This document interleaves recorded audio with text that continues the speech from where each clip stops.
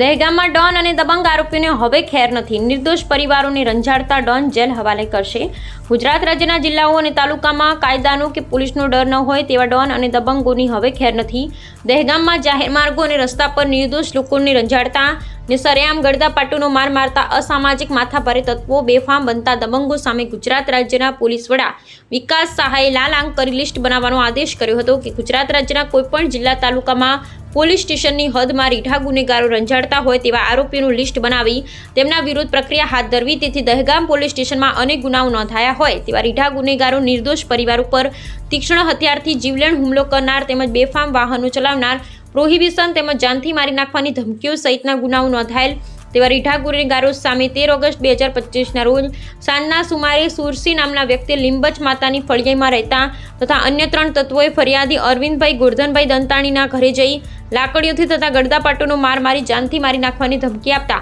સુરસી ઝાલા વિરુદ્ધ ફરિયાદ નોંધી દહેગામ પોલીસ આરોપી સુરસીને ઝડપી લઈ રીઢા ગુનેગારને જાહેર રસ્તા પર પોલીસ કાફલા સાથે રિકન્સ્ટ્રક્શન વરઘોડો કાઢ્યો હતો.